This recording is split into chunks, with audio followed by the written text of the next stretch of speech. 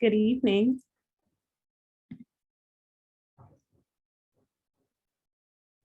Good evening.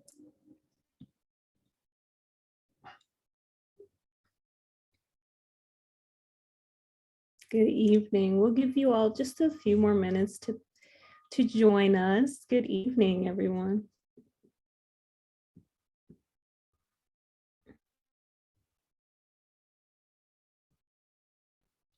Good evening.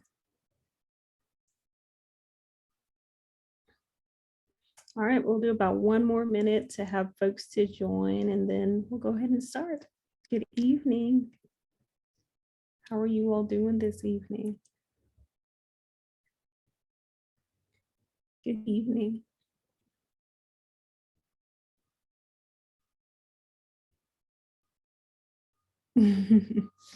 I'm doing well, thank you.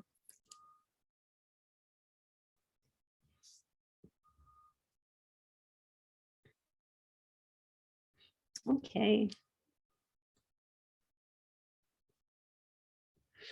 All right, so everyone, welcome to our virtual Gallier gathering. We are the Hermann-Grima and Gallier Historic Houses. I am Dr. Anastasia Scott, Director of Educational Programming. This event is made possible by funding from the Louisiana Endowment for the Humanities. Funding for the 2021 Rebirth Grants has been administered by the Louisiana Endowment for the Humanities and provided by the National Endowment for the Humanities. As part of the American Rescue Plan and the NEH Sustaining the Humanities through the American Rescue Plan initiative. Any views, findings, conclusions, or recommendations expressed in this program do not necessarily represent those of the National Endowment for the Humanities. In catching up with Julien Hudson, Dr. William Keyse Rudolph, Deputy Director, Curatorial Affairs at the Nelson Atkins Museum of Art in Kansas City, Missouri, will discuss one of the earliest professional artists of African descent in the United States and the first securely documented native New Orleans artist, Julien Hudson. Dr. William Keyse Rudolph is, again, Deputy Director, Curatorial Affairs at the Nelson Atkins Museum of Art in Kansas City, Missouri. Previously, Rudolph served as Chief Curator and the Marie and Hugh Half Curator of American and European Art at the San Antonio Museum of Art. Rudolph has also served as a curator at the Dallas Museum of Art, the Worcester Art Museum, and the Milwaukee Art Museum, in addition to holding prior research and support positions at the Philadelphia Museum of Art in European paintings and European decorative arts.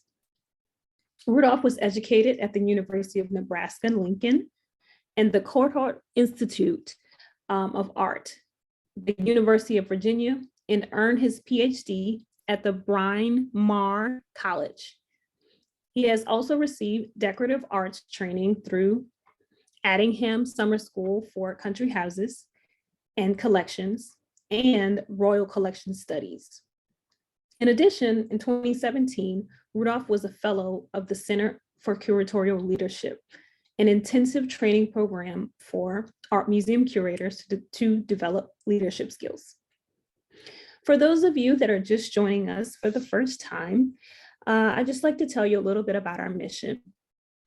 The Hermann-Grima and Gallier Historic Houses, managed by the Women's Exchange, preserves two 19th century French Quarter homes, and through their architecture, collections, and history, inspires discourse about our collective past, its relevance to our present and future. Visitors, students, and researchers explore such diverse topics as the lives of the house's owners and enslaved people, free people of color, open hearth cooking, morning rituals, and the entrepreneurial pursuits of women. So just a little bit of housekeeping. This talk will be recorded and available for viewing in 24 hours on our YouTube channel and website. Please feel free to subscribe to our YouTube channel so you won't miss out on any future recorded programming. If you have questions at any point during the lecture, please save them until the end or submit your questions using the Q&A feature at the bottom of your screen. Without further ado, I present to you Dr. William Keyse Rudolph.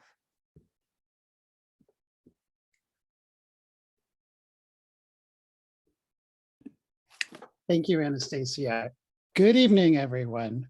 I wish I could say it's nice to see you. I know you're out there somewhere. I send you warm greetings from Kansas City, Missouri, where we are a balmy 52 degrees. I know that's cold for New Orleans, but very warm for us. It's my great pleasure today to catch up with Julien Hudson, if you will. And I want to echo Anastasia's thanks to the Louisiana Endowment for the Humanities and the National Endowment for the Humanities for both of their essential work in making scholarship available, and also for their support of the Hermann-Grima Gallier Historic Houses, one of my favorite organizations in New Orleans, which is one of my favorite cities. I'd also like to take a moment to thank all of you who are attending for your ongoing support of Hermann-Grima Gallier Historic Houses, other institutions, all of the organizations you support. The past 2 years have certainly brought home to all of us, both at the Nelson Atkins, at the HGGHH, and everywhere, how much we rely upon your support, your attention, and your participation. So we really thank you for that and don't take it for granted.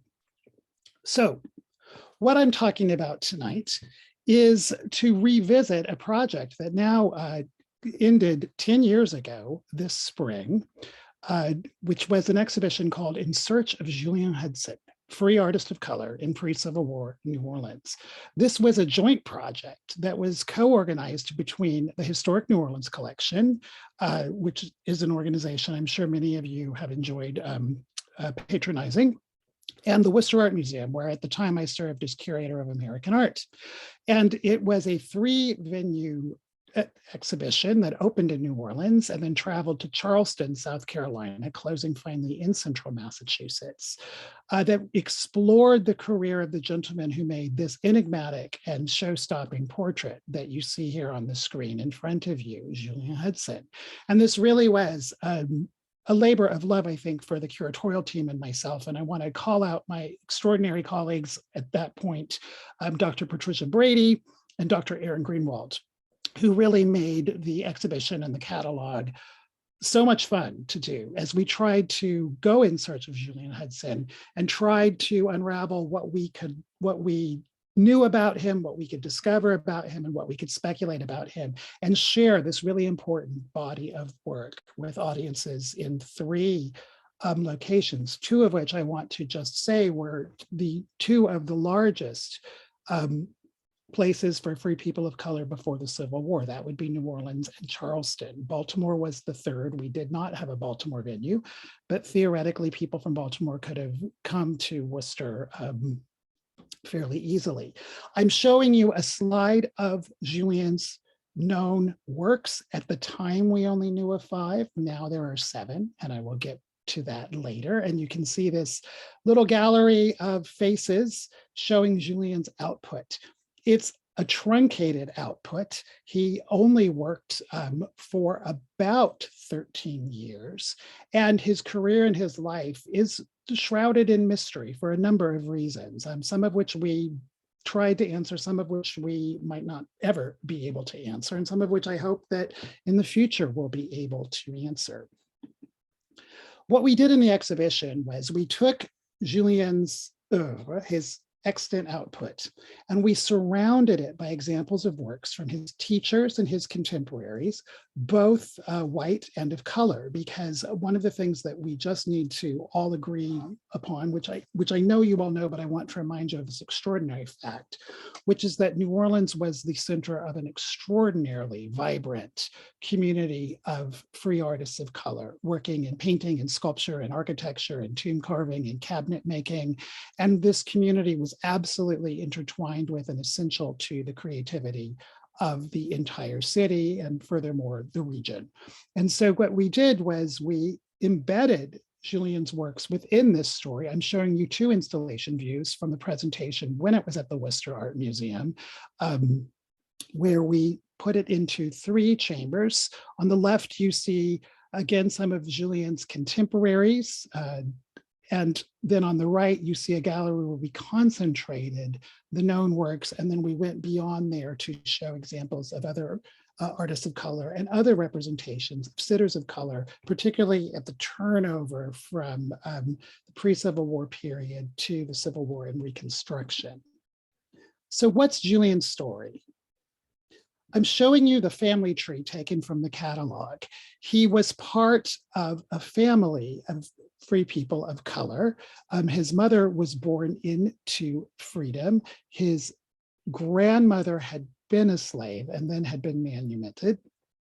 And he grew up in the French Quarter in a very closely knit family. He had numerous siblings, as you can see from this chart. Here is Julien himself. I'm using my little pointer to indicate that. And you can see the variety of siblings. Sadly, we are not aware of any descendants today that have survived from Desiree Marcus's family. If we would learn differently, we'd be thrilled. But the family seems to have become extinct over the course of the 19th century. His father, Thomas Hudson, was British and was resident in the city as a merchant and a ship chandler, taking advantage of the port of New Orleans economic possibilities, and seems to have gone back to England at some point when Julien was a child. He was himself apprenticed as a teenager to a tailor to learn a trade. That did not sit very well with him. And I should be very transparent about the fact that the biography that I'm sharing with you today is due to the indefatigable historical efforts of Patricia Brady. So this is really this was one of her great contributions to the project, was to find and consolidate and share what we know about Julien. And also she was one of the first recent modern writers to really unravel the mysteries. As I said, being a tailor's apprentice did not sit well with him. His passion was for the visual arts. And he found a teacher. And his first teacher was the artist who made the little work at the right, a miniaturist, and by the name of Antonio Mucci, who worked in New Orleans, but that was not the only place he worked. He was an itinerant artist. He had worked in New York. He worked in New Orleans. He also worked in South America. So this is the fascinating story about traveling in some respects, and about New Orleans really being a cosmopolitan nexus for the exchange of artistic ideas. And that is in large part due to the fact that, although of course there were periodic booms and busts, in Hudson's mature career, particularly in the 1830s when he began, New Orleans was the second largest port in the US. It had one of the largest populations of any cities in the US, and there was a lot of money. And just as today, artists then followed the money. Mucci was one of those. We don't know how Hudson intersected with him, but intersect he did. And his first efforts as a painter were as a miniaturist.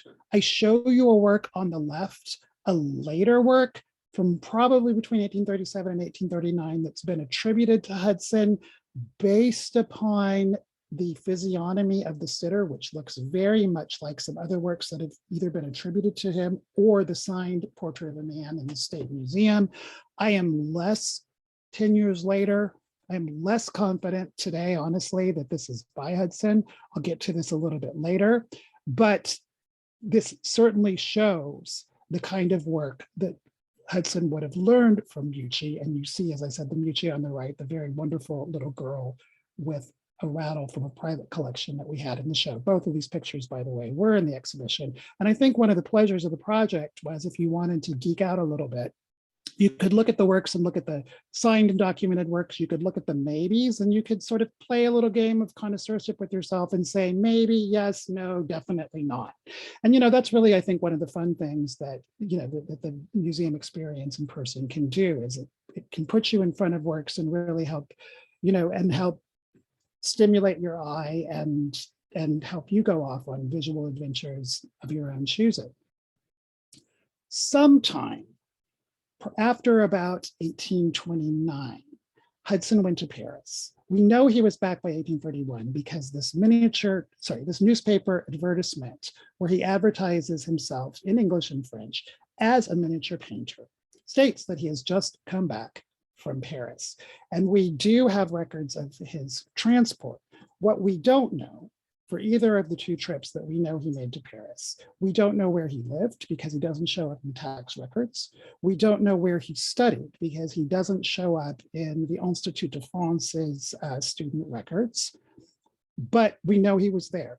So maybe he was studying informally with someone sort of off the books. Maybe he was just looking at museums and drinking in as much as he could.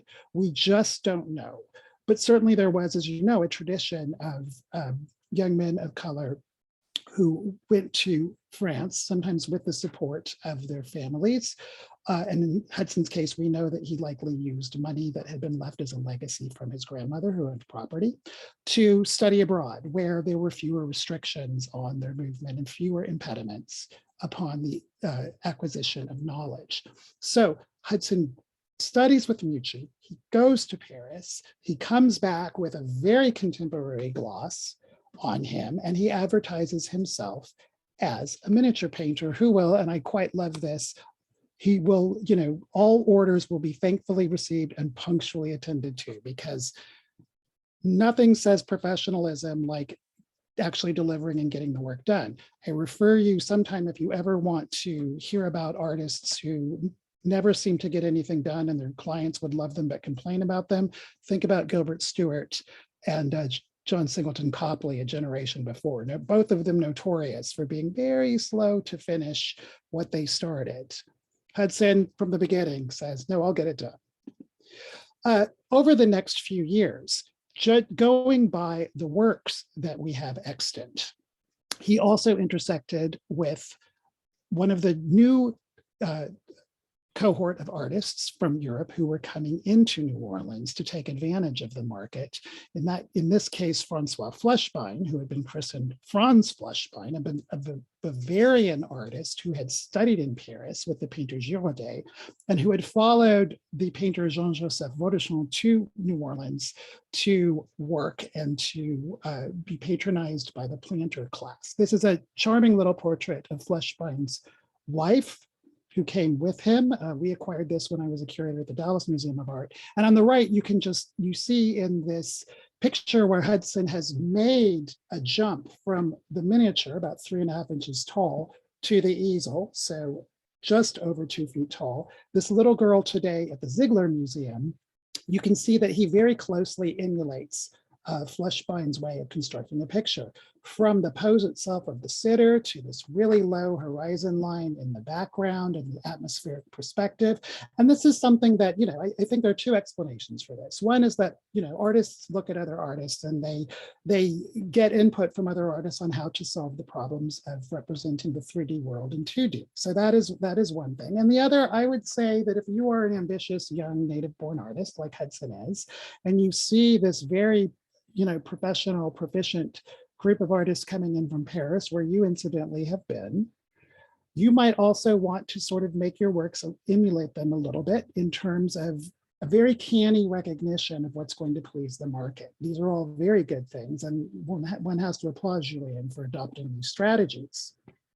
In subsequent order, as we move through the surviving works of his career, the mid-1830s see an incredible growth of confidence and of surviving works, including these two extraordinarily captivating works, both in a private collection, of two sitters of color, the Creole Boy with the Moths and a Free Man of Color. I want to point out one thing. We'll talk about the self-portrait of a man, often called a self-portrait. And the questioning of the identity is in no way meant to take away from the importance of that work. But with these works, these signed works, I really want to point out how extraordinary it is that we have these two works by Hudson of sitters of color in the 1830s by an artist of color. That is a really rare and signal accomplishment. And these are absolutely stunning works in person. Around 1837, Hudson seems to have decided to go to Paris again, possibly, to take on more skills and brush up, literally and figuratively, on what is going on in the French art world. When he went there, again, we're not sure the exact dates, but we know when he came home because we have records of the ship he came home on, which was in 1839. He studied with the artist who made the picture all the way on the left, Alexandre Denis Abel de Pujol, who was one of the sort of last representatives of the school of Jacques-Louis David, the great painter of the French Revolution and the Empire period, who had been the teacher of the teacher of Girodet, who was the teacher of Vaudéchamp and Francois Fluschbein. So it's almost as if Hudson, if we're thinking of Julien being ambitious, sort of jumped back over his competitors in New Orleans at the time and went back to their source by going back to the Davidian school. And this is a way of sort of reconnecting with the very fine, highly finished, formal type of portraiture that had really developed in France in the late 18th and particularly the early 19th centuries and was going strong. We certainly see that he deployed that in this work from 1839, today in the State Museum of Jean-Michel Forchet. And also around this time, he took on his only known pupil, who was the young Georges David Coulon, who many of you will know went on to become one of the foremost artists working in New Orleans at the time of the Civil War and after, and particularly, paints very wonderful landscapes, strong portraiture too, but you'll see a variety of subjects by Coulon that you just never saw with Hudson. All we've ever discovered are portraits. Part of that is, of course, that's the market. And I think the market changes a little bit by the time Coulon hits maturity. But in this very early work by Coulon, The Boy with a Rose, and I minimized myself so you can see it a little bit better, I hope, you can kind of see what he's imparting. He's imparting what he's learned, this sort of Kit Kat length of a sitter. There is, the reliance upon an accessory that Coulon is adopting, just like the picture of Jean-Michel Forchet next to him. And so you can see that that academic legacy is continuing. And then comes the masterpiece, The Portrait of a Man Called a Self-Portrait, which drops back to a size somewhere between the miniature, Hudson's first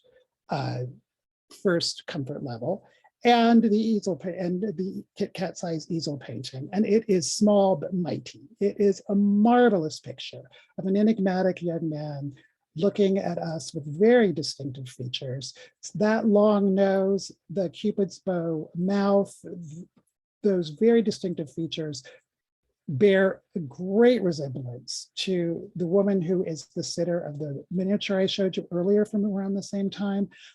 Like I said, I'm less confident that that work is actually by Hudson, but there is some sort of relationship going on, among the sitters of these pictures. Now, that may suggest an interconnected web of portraiture, which is rather fascinating to think about. I'm not sure it's the same hand. In any case, this is an extraordinary picture. If he had painted nothing else, this picture by Hudson, cements his reputation as being just an extraordinary portrait and, an icon of Louisiana art. And then he dies. By December 1844, Hudson is dead. At the age, in his 30s, tragically, after the deaths of two of his sisters, after other family losses. And this is where the mystery really begins, because we cannot find a record of his death beyond the indication that, that there was a succession. We don't know where the succession is. It may have become attached to another document, a subsequent proving of a will through one of the other family members and been misfiled or lost. This has led to all sorts of speculations about, was there something untoward or not kosher about his death? Did he die of yellow fever? Could he, in fact, have been a suicide? Was he the victim of violence? We don't know. But the absence of the documentation, particularly in a city like New Orleans, where there is a lot of documentation, both in ecclesiastical and civic records, makes us wonder what happened. And there are tantalizing clues in the anecdotal record about possibly what happened. So what happened after the show? Well, one thing happened is we found more Hudsons. And this is actually really what you want to happen as a curator. When you put a show together, particularly when you're exploring an artist's career and you just feel like there has to be more out there. It's hard to believe, it's very hard to imagine an artist who only made 5 pictures, you all. I mean, it's just, you would either be the world's least successful artist or the laziest artist. And I don't think Hudson was either of those things. So we know there had to have been more works out there, and they have started turning up. 2 signed works turned up. First, the little work on the right, a Creole lady from the about 1836-37. So in that mid-period, probably right before Hudson goes to Paris. This turned up in a private collection in New England just in time for us to pop it in at the last minute to the Worcester Art Museum. I should also say that one of the happy legacies of the exhibition was that another work of art by one of Hudson's contemporaries of color, another free artist of color, Juliens Story, a little tabletop statuette of a subject from Uncle Tom's Cabin popped up, which complemented them. And we thought there was only one securely documented surviving work, which was a portrait bust in a museum in Virginia. So these are the kind of things that do your heart good as a curator when people suddenly realize that someone is interested in something they have and they bring it to your attention. So this wonderful little work on the right joined the tour and now has become part of Hudson's body of work and allows us to think about what else he was doing in the 1830s. And clearly he was very interested in fashion. And clearly he was attracting sitters who were of some standing of economics and fashion and grace and youth. So there is a fashionability to Hudson, which then of course would disprove to me the sort of too easy assumption that this is an artist who didn't make very much or wasn't successful, because I think the construction of the sitter in this picture on the right really corrects that. And then most recently, very marvelously, this picture on the left popped up. This is a picture of a young woman in white. We do not know who she is. It is signed and dated 1840. It was in a private collection that actually at one point was in Kansas City, then through inheritance made its way to California, where it was consigned as a sort of asset to be realized by a religious organization who contacted an auction house, and it wound up being scooped up by Herschel and Adler Galleries, which is one of the preeminent historic dealers in historic American art.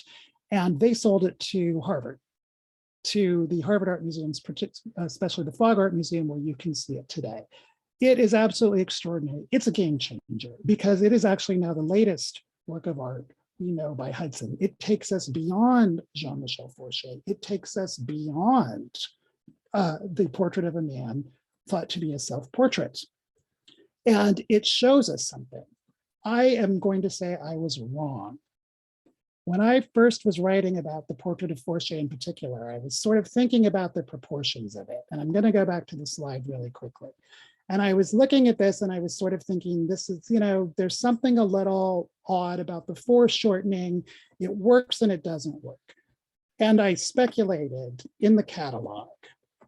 I thought, maybe Hudson wasn't that comfortable at that length. And maybe going back to Paris kind of came a little late in his formation, that second trip.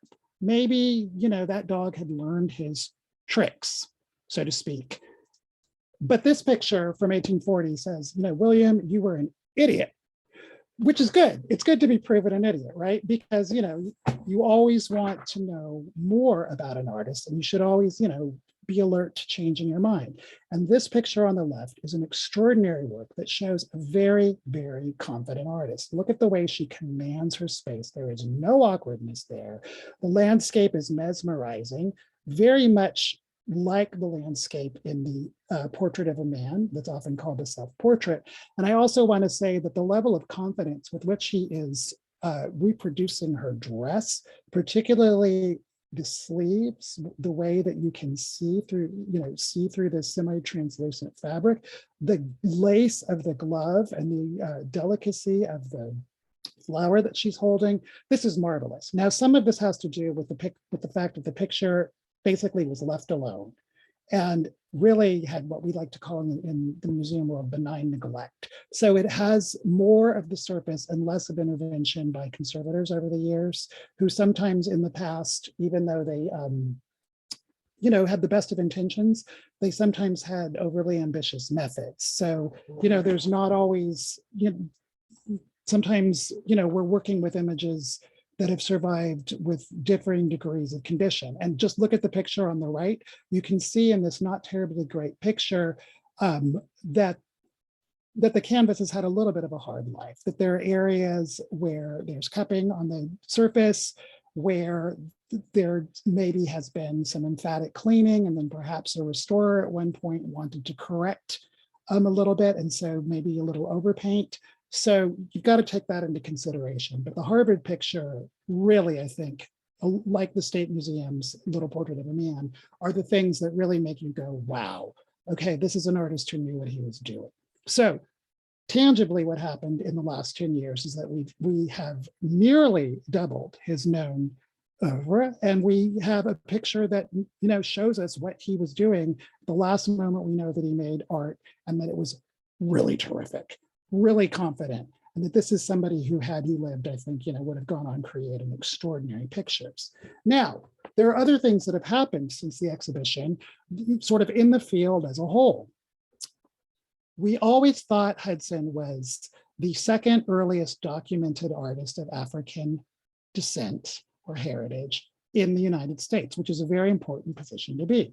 We actually now know that he is the third, because around the same time that the exhibition was being organized and presented, the Met Museum discovered the picture on the right. This is a very self-confident and very blingy sitter named William Duguid, painted by Prince Dimma Barnes. This is a enslaved painter who later was manumitted by his owner. Working in New England, there are only, I think, 3 known pictures by Prince Dimma Barnes. And this picture was discovered by the Met and acquired, and now is installed there. So this changes the story. So now Hudson is the third. We have Prince Dimma Barnes, the earliest documented artist, Joshua Johnson, sometimes called Joshua Johnston, a mixed race free man working in and around Baltimore at the turn of the 19th century, used to be considered the earliest documented. Now he is number 2. And here is a wonderful portrait by him today in Bowdoin College in Maine of Abner Coker. So this may actually very well be the earliest known image of a sitter of color by a maker of color. And then Hudson becomes number 3. And you know what? That's not a bad demotion, because what we want is to continue to expand the historical record and to actually, we want to find more artists of color because we know they were there. It's just they've been either erased, hidden, or misidentified. So this is always good when we can add to the canon in art history. Also, in terms of what's been happening in the last few years, is that I honestly think the rest of the world, particularly in the world of American art, is catching up with Louisiana, because museums across the country have really been delving into American visual culture, and particularly the presentation of American visual culture, and asking the kind of questions that have been asked in Louisiana art almost from day one. In particular, dealing with the legacy of slavery. So the Worcester Art Museum, my former home, my successor there did something really, something that seemed really radical at the time, which was to actually add labels to the historic American galleries, as you can see here. It looked radical at the time. Now, like 5 years later, it's one big duh. It's like, of course, Betsy Athens was super prescient. She was doing something that, well in advance that we needed to do, which was that basically she added labels to my labels that, talked about, look at this pretty fur and look at this interesting sitter, which was, fine, but she did something really important. She went through and said, this person owned people. This person made money off the triangle trade. This person intersected with the slavery of others and trafficked in. The material resources to make this portrait came from enslavement. And that is something that's really important. And that is something that as a field, we are thinking about, not just the identity of artists, we're also thinking about the identity of sitters. And we're thinking about what this tells us about American history and about the way we talk about history and the way we respond to history. And this is very necessary. It's not always easy, but it is a very necessary step that more fully participates in the historical recuperation of lived experience. And along those lines, in Louisiana art, so we've had a lot of work being done since the Hudson show. I'm not saying the Hudson show didn't spur this, you all.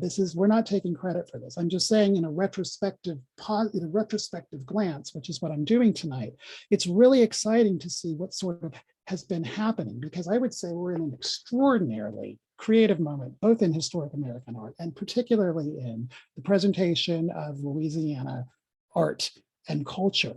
So for example, Sarah Picard, who teaches at Providence College, wrote a dissertation and then an article where she looked at Julien Hudson's contemporary.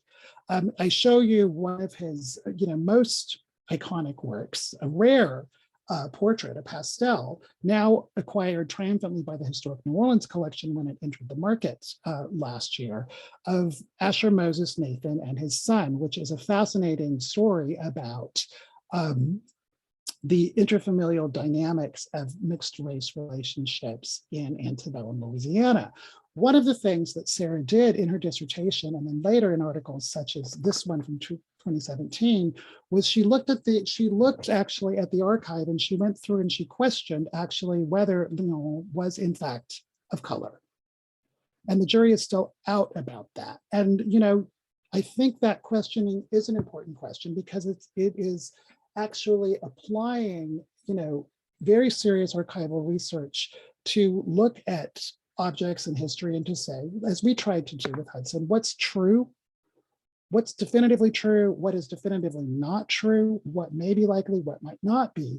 But the other piece of this, which is very important, is also to examine how things become true in community memory. And this is something that I want to salute my colleague, Dr. Wendy Castanel, from University of Alabama, who has given a lecture on this picture when it entered the market, to really talk about, what does it mean? What the stories we tell ourselves about this picture, whether or not these are the Nathans, whether or not Lyon's race was what it was. What are the stories we've constructed about this, and why do we need this picture to be what it is? And why is it okay? And it is okay to need this picture to be what it is. And ultimately, what does that tell us about history? What does it tell us about ourselves? And those kind of questions, I think, is one of the exciting things about art history, where I really hope we're moving out of a very sort of almost, fetishization of the objective, and to acknowledge the multiplicities of our visitors, which is really liberating, actually, because what it reveals is that instead of a story that we're telling you, there are stories, and you are part of that story too. And there's been, I think, a really wonderful flowering of scholarship by young scholars, such as Dr. Castello, whom I show you, but also Dr. Mia Bagneris at Tulane, Dr. Shirley Thompson at UT Austin, all of them their dissertations dealt with aspects of New Orleans history, New Orleans art, New Orleans history, and they've incorporated, and particularly race. And they have been incorporating this into their now articles and books that they're publishing and into their teaching. And this is all really great for all of us who love Louisiana art and culture, because there is a sort of, it's not just a handful of very devoted people who love it, and concentrate on it. There is an expansion of voices, an expansion of attention, a connecting of dots, which is really, really super excited. And every institution in New Orleans is participating in this. So for example, we have had some really terrific shows. I show you two actually by the curator Sibel Gontar, who did a show at Louisiana State Museum and also at the Ogden, looking at, in the case of Jose Salazar, the forebear of everything that comes into Louisiana portraiture, looking at the artist, sorting through attributions, looking at the identities of his sitters, bringing them together so we could actually see what they look like, and wonderfully combining them with not just serious archival work, but also material culture and examples of decorative arts. And then also Chasing the Butterfly Man, thinking kind of like we did with Hudson about connoisseurship, about mystery, about documenting pieces, whether they are attributed to a particular cabinet maker, what's likely, what isn't, and who that cabinet maker might be. So we've had some great creative work going on. We've had extraordinary programs, exhibitions, both brick and mortar, virtual and programming at institutions in New Orleans that really address the painful topics of slavery, whether purchased lives, which Aaron Greenwald was the curator for the team at the Historic New Orleans collection, which traveled to a lot of places and brought the complex history of New Orleans, a history that Julien Hudson and his family were part of, to wider attention. And I want to salute my colleagues at Hermann-Grima Gallier House because of their great interpretation, which really does not shy away from the issues such as the urban enslavement guided tour experience. And I also just want to, because I'm being a big cheerleader tonight, I really want to say that I am looking forward to, as I hope you are, not just experiencing some of the things in store for all of us through the cultural institutions in the city. So whether it's the expanded galleries at top left of the Historic New Orleans collection in the Signoret House, which, 1 zillion times increases the special exhibition space and allows deeper stories to be told, whether it's the founding of the Musée de FPC, the Free People of Color Museum on Esplanade, whether it is the future renovation and reinterpretation of the so-called Madame John's Legacy, one of the State Museum properties in the quarter, and of course, New Orleans Museum of Art, who have really been working hard on the Butler Greenwood Parlor, thinking about it in all of its historical complexities. And they're working, they're making plans to represent it and really take on, I think, exciting models of co-curation and sort of working with community partners, community voices to really think about, a dynamic experience of thinking about history and all its facets. All of these things are either happening or about to happen. And all of that, I think, bodes incredibly well for the field of Louisiana art and for Louisiana history. Now, let's go back to Hudson a little bit, because there is still work left to be done. We need to figure out what the relationship of Hudson is with the Metoyer family, the storied and important family of first indigo growers and then planters in Natchitoches in the late 18th and throughout much of the 19th century. I show you a picture taken from Lyle Saxon's album when he was sort of the man who would not leave Melrose Plantation, which, as you remember, as you know, was built by the Metoyer family. This is a picture from the scrapbook, which is in the special collections at Northwestern State University, showing pictures of one of Hudson's portrait along with another picture labeled mulatto portraits with a tentative identification of Dominic Metoyer and a date of 1836. Well, we know the date is wrong because we know that's not when the picture was made, but it sets up an association. We talked about this in the catalog with the Metoyer family, a fascinating suggestion of patronage of this free artist of color by one of the most influential free families of color, economically and socially, if not the most important, at the period while he's working, which leads us back to this little boy. Is he a member of the family? We did some research. We talked to Elizabeth Schoen Mills, who is the historian who has done the most with the genealogy. And there are maybe 3 candidates, and we can't really conclusively figure out which little boy was which. It also links it to this very now damaged picture in Northwestern State University. We don't know the artist, but I remind you, at one time it looked like this. At one time it was a much nicer painting. It has suffered, there's no other word for it, disfiguring, cleaning, and overpainting. Probably well-intentioned at one point by someone who was likely not a trained conservator, doing, with good intentions, but so its surface is such, it is not really useful for connoisseurship. Is this by Hudson? I still think it could be. There, the association could be valid. What I'd love someday is, as we have ever more sophisticated imaging techniques, including those at my own institution, Nelson Atkins Museum of Art, whether at some point there's the possibility that we can actually look at this picture and see what we can see beneath the surface and do sophisticated examination of the signed documented Hudson works. There's, hopefully maybe there's a grant out there somewhere to really help see what science can tell us about this body of work and the maybes. And, again, this extraordinary picture, is this one of the family as well?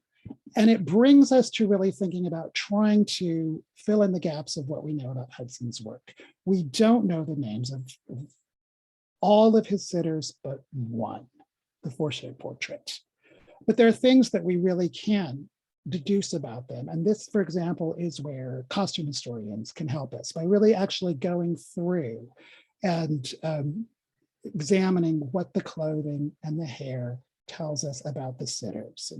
I know enough to be dangerous, but I don't know enough in detail. This is where I need somebody like Wayne Phillips, the curator of costume, textiles, and carnival at the State Museum, to really drill down into this someday when he's not doing really important shows like the Rex show. We need to collaborate, those of us in different fields, and share our knowledge and figure out, what we can learn about the sitters without knowing who they are. And also, I think excitingly, there's a recent model. I show you this picture you may have heard a lot about recently, a rediscovered picture that, thanks to archival research, has been re-identified as, after conservation, this figure who has been reclaimed from having been overpainted, Belizaire and the Fry children, in a picture attributed to Jacques Amand. I'm going to say, for me, it's Fluschbein. Jeremy and I will agree to disagree on this. I'm just saying, look at the draftsmanship. Look at the faces. This is Fluschbein. But I haven't seen it in person. So remember how I said I was wrong, when the Harvard picture came along? I could be wrong about this. I look forward to seeing it someday. But in any case, this is an exciting moment, for all of us who love Louisiana art to, reveal how the archive can really bring a picture back to life and help reclaim some of the lost history. Which takes us to the work we still need to do with Hudson. In particular, we need to come back to the portrait of a man called a self-portrait. It was only ever named as a self-portrait by the writer Ethel Hudson in 1938, when there was a WPA show of works held at what was then the Delgado Museum. This is the very first time it's referred to as a self-portrait. It also gives Hudson a Jewish identity, as well as an identity of color, which is very odd because the historical record doesn't support any, any Jewish ancestry in Hudson. But whatever, Ethel Hudson had her reasons. We don't know what the reasons are, but the label stuck. And I still hope someday, prowling through archives somewhere, someone in New Orleans is going to discover her papers, her notes, and some information that may tell us why she put this in a community newspaper, where she got her information. So let's go to what we can actually know beyond what we still need to know. Hudson's career, then and now, and even more so 10 years after the show, really, for me, completely underlines the fact that you cannot talk about Louisiana visual culture without talking about the centrality, indeed the inextricability, the indissolubility. See, can I pronounce words? I apparently can't. You cannot talk about that without talking about the contributions of free people of color. There's no separation. Hudson and his colleagues make Louisiana visual culture what it was, what it is. There is no way you can tell the story of Louisiana art and history without talking about FPC artists and craftspeople.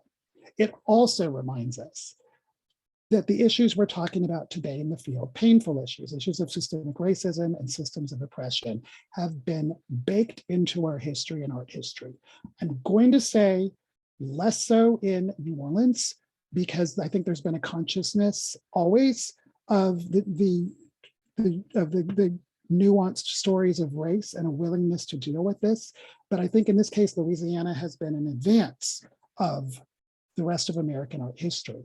And I give you this long quote from Rodolphe de Dieu, the historian who wrote Our People in Our History in 1911, who talked about, he conflated Hudson's nickname, which Pat found out was his nickname, Pekiel Hudson, with an artist named Alexander Pekiel.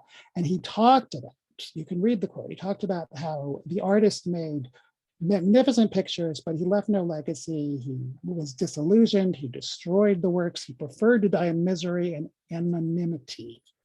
And, he had a cloud of despair was cast over his entire life, which breaks your heart.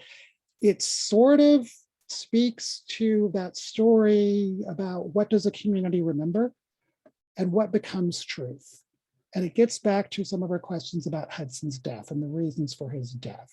And, suggests that there was community lore that suggested that a disillusioned Hudson may have ended his own life or certainly died under a cloud, which might also explain the problems with the historical record. And you could say this is anecdotal, but I could say that in 2022 we are really looking at documents like this, and again thinking about the writing of history, the work of memory and the work of interpretation, which is something we as curators do at the Nelson Atkins, and all of us in our field do this. And it is something that we do when we put exhibitions together like Hudson, where we tell stories by installing works of art together in combinations with text there to stimulate you, the viewers, and to hopefully help you ask questions. So where do we go from here? We need to work together. We need to collaboratively and in an unsiloed fashion put together art historical material and archival analysis. We need to get our egos out of the way and share information and really sort of work together to think about, what these objects can mean and share our different specialties. And again, as I said, we can actually also really use these objects, these incredibly important portraits, to think about how we interpret the past. And I would say this also involves co-collaboration with viewers and community members to think about historical representation itself, to think about heritage, to think about memory, to think about reception, to think about what we write on the walls, how we tell these stories, how we can make places for testimony like de Dieu, who is one of the people who contributes to the record. And I think we need to create a place for visitors to respond to the works that they see. That includes, very importantly, joy and pride. It also includes an acknowledgement of the difficulties of being faced with the record of the historical past that sometimes can be traumatic. And that work is so important, but I am so convinced that we are all not only better for doing it, for working with it, but that it's actually something that really enriches us as humans. So from these 7 paintings, I hope those of you in New Orleans, will take the chance to see, the ones available to you at the State Museum. And I hope you will fall a little bit in love with Julien Hudson and be inspired to see if you can answer some of these questions and also solve other mysteries as well. So with that, I'm going to turn it back to Anastasia. And I really thank you for your attention tonight. And also, again, for your support of the work that we all do at our respective institutions, because I really appreciate that you, like all of us in the trade, as it were, really care about Louisiana art and culture. Thanks. Thank you. Thank you so much. So, oh my gosh, that was so good. I don't even know where to start. But luckily, we have 2 questions in the Q&A, so I'll just start there. Thank you all for submitting your questions. I appreciate it. To those of you who still have questions and you haven't added it to the Q&A feature, I will start with the ones that are there, but please continue to add. So was Julien Hudson a protege to other artists? So protege, do you mean was he a mentor or was he inspired by other artists? I just want to be clear about, so if he was he definitely, we know he was, if we take the protege, we know he was a protege of Mucci and we know he was a protege of Fluschbein, meaning that they clearly influenced his work. I also think, of course, he was looking at other artists around him. So he was very well aware of Vaudéchon. He was really well aware of Lanceau. He was very much aware of Valence. He couldn't help but be, his studio was several doors down from the one that at one point the 3 of them shared. He himself had a protege. So we know that Georges David Coulon was his pupil. Now, were there other artists looking at his work? I would imagine so. Coulon was the only one that we know actually studied with him. And we know this because Coulon wrote a memoir, an unpublished memoir that's in the collection of the State Museum, where he specifically lays out that Hudson was his teacher. Also, interestingly, he doesn't mention Hudson's race, which either didn't matter to him at the time. What was important was the artistic training. I would also say that one of the things that I think, if we want to extend it forward, we can definitely say that I think he has certainly been a mentor, I could imagine, to artists looking at his works as they've survived over time, particularly that little portrait that has been called a self-portrait. That picture's existence in survey exhibitions and in the literature as a self-portrait definitely means that, Hudson's story is repeated. And I definitely would imagine there are artists who have come face to face with that work and others and just been inspired by his talent. But the only, the formal relationships, both that he had with sort of a mentoring generation and that he had as a mentor, we only know, formally of a handful. But again, what else is there, I'm sure is open for a lot of discussion. Thank you. Next question. Hudson and Jules Leon appear to have been contemporaries. Is there any evidence that they knew each other or of each other? I'd like to think so. We don't have the evidence, but again, so first of all, New Orleans is, it's a big city in the US at the time, but it's not a big city. I mean, it is a very tight knit community of makers and patrons. And, particularly those artists who are working in the quarter, they advertise. So people know where each other's studios are. They're not spread throughout a large geographic area. And there is some intersection, in families of people working with different artists. It's possible. I don't specifically know because I have to be completely honest, Lyon has never been a real subject of scholarship for me. So I would defer that question probably to Dr. Castanel at Alabama or to Dr. Picard at Providence College, or, some of my colleagues, for example, Judith Bonner or at the Historic New Orleans Collection, for example, or others who have spent more time with Lyon and could, and have a firmer grasp of his chronology and could probably answer that question. So I'm punting it a little bit, but it's because I don't want to misspeak. Thank you. Are you suggesting that the self-portrait of Julien Hudson may not be him at all? It seems that this painting being designated a self-portrait was coming from the Delgado exhibition. What other evidence exists? So yes, so that's why I call it a portrait of a man called a self-portrait, because the only evidence that it is a self-portrait is coming from the time of the Delgado exhibition, when Ethel Hudson wrote that little newspaper feature that called it a self-portrait, and also thought that Hudson was part Jewish as well as being part Black, so, or Negroid, to use the offensive period term that she used at the time. So that's the only evidence.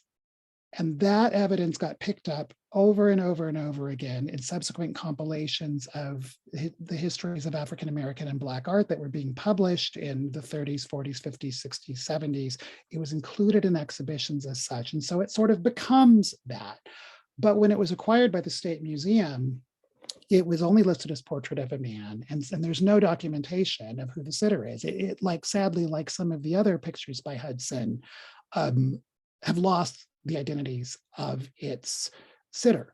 But that being said, I want to go back to what I discussed about the Lyon double portrait when Dr. Castanel, for example, talked about it when she gave a public lecture when it came up for sale at Neal Auction last fall. At some point, it doesn't really matter, does it, if it is a self-portrait or not, because it's become a self-portrait. And 10 years ago, I was much more cautious about this, because it was like, if it couldn't be, if it couldn't be definitively proven, I didn't want to call it that.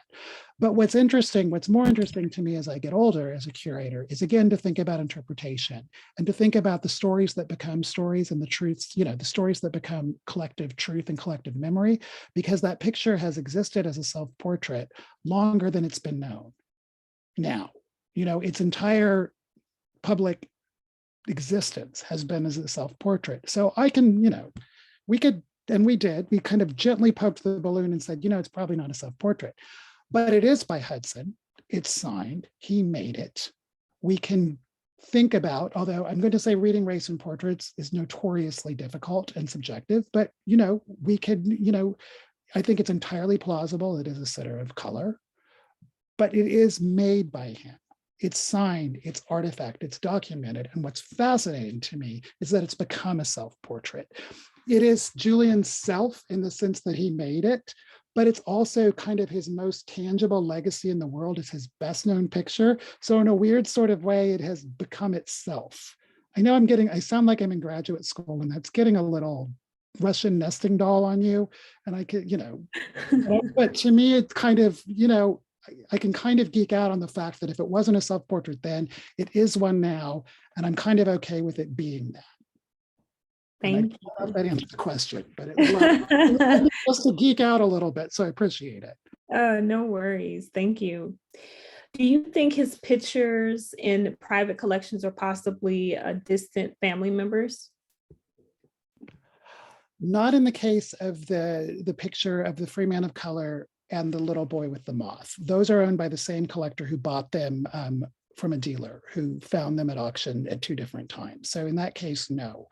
But I think there's every possibility that as pictures are discovered, when they are still discovered in private collections, if the archival work is done, and the archival work, they're working on this at Harvard, by the way. Natalia Vieira, who's the curatorial associate at Harvard, has been working really hard on this picture since they acquired it.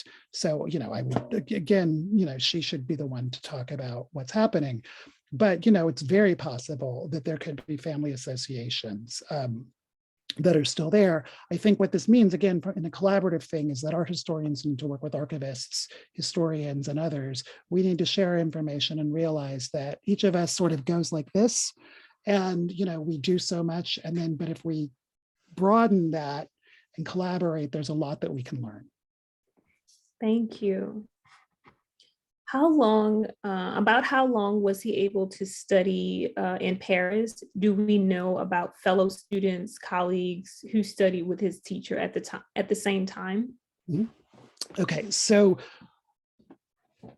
the precise dates of both trips to Paris are a little muddy. So and again, because we have, for example, his, we have his passport record when he came home both times. We don't have his departure from New Orleans, but we have the arrival. So we know for the first trip, for example, we know that he left sometime after 1829, because that's when his grandmother dies, and that's when the money is there for him to travel. And we know he's back by 1831. So sometime between there and definitively in 1831, he's there and he comes home. What he did beforehand, we don't really know, again, because he was not in the usual places we go to look to find people. Same thing for the trip where he comes home in 1839. We know he was there then. We think he was there sometime between 1837 and 1839.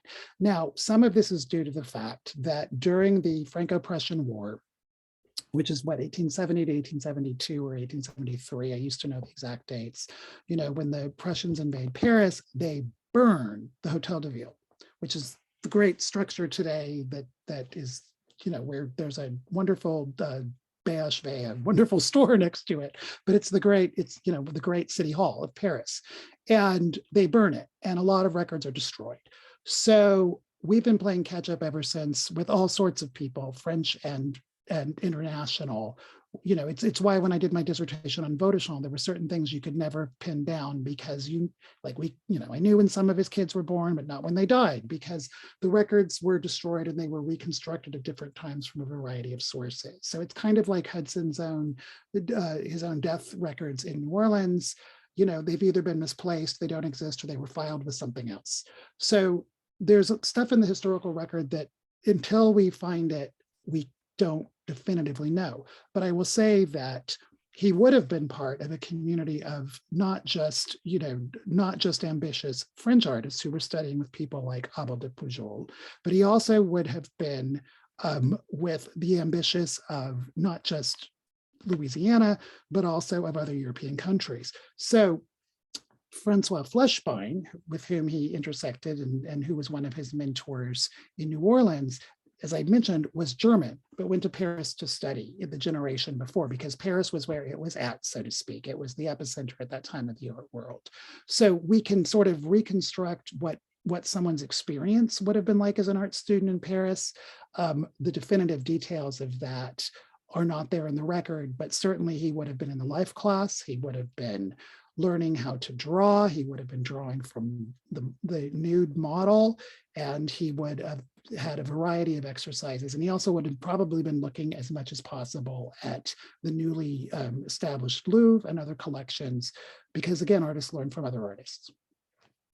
Thank you. I've lived in New Orleans, and my experience is that Black Creoles know one another. I would suggest this custom and what exists today began years ago. Having said that, do you know where Hudson lived or what area he might have lived? If so, what was that area like in terms of people and activities? Sure, absolutely. We do know that. So that's Patricia Brady discovered that, and it's in her essay in the exhibition catalog. But so Hudson's mother, with whom he lived on Bienville Street. And I believe it was either 122 or 132. It was in the 100 block. Now, the issue is, of course, to the ripping your hair out frustrations of anyone who has ever tried to deal with French Quarter history, the numbering changes. So there is some dispute over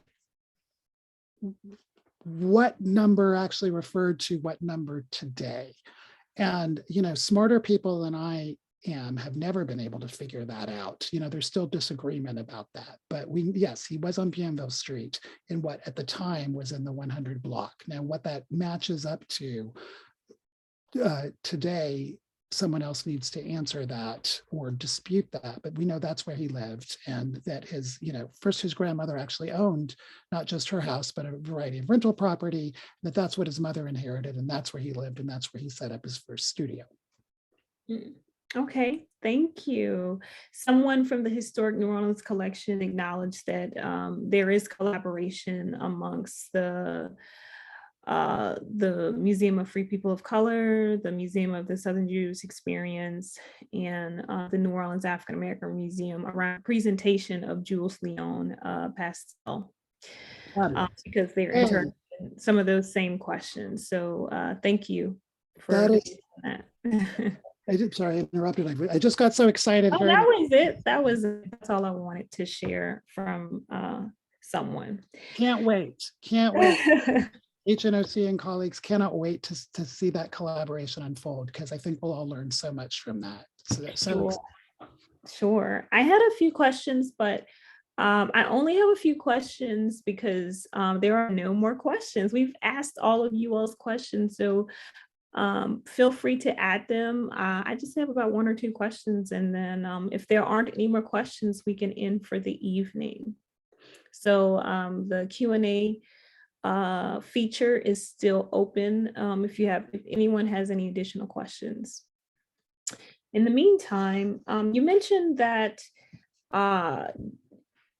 Joshua Johnson, or sometimes called Joshua Johnson, and the Prince Dumas artists, that they kind of bump Julien Hudson down to like third in the nation as a working artist that was a free person of color. So who was first? Or are you like, yeah, So I guess I didn't get, well, I guess I didn't get when you said it was first, if you said it. sure. But who was first? I know you said second, and then you said Julien is third. So who was first? Sure. So the earliest known artist we now have documented would be Prince Barnes, and he worked in the late 18th century. Then there's a slight jump forward to really the first decade of the 19th century in Baltimore, where Joshua Johnson, or Joshua Johnston, worked pretty much exclusively in Baltimore because, he couldn't leave Baltimore. He was free there, and had he set foot out farther than the city environs, he ran the risk of being captured and enslaved. And then jump forward another 20 years and we have Julien. So, in that time, we know there are more artists. We know this. So really, this is one of the exciting things, additively, as scholarship progresses, that I hope actually at some point we're going to say Julien is the 25th in order. He's the 25th documented artist of African heritage, in American art, because we will have filled in others that we know are working. Because it does seem kind of inconceivable that you can get to, 1831 and you only have 3 that we've so far found. That's not possible. So we'll get there someday. Thank you. This is great. I thoroughly enjoyed this, and I appreciate all of your advice, as a curator, as a leader in the field, about those curatorial practices as it relates to collaboration. So I hope that we all as professionals and individuals sort of take heed to that collaborative encouragement that you are putting forth, and I definitely receive that. I think that is a critical piece to sort of cutting edge interpretation. At this point, it is very much about collaboration, and as opposed to sitting, sort of in your office by yourself, coming up with all of these things with no input from the wider community as a whole. So thank you so much for your time.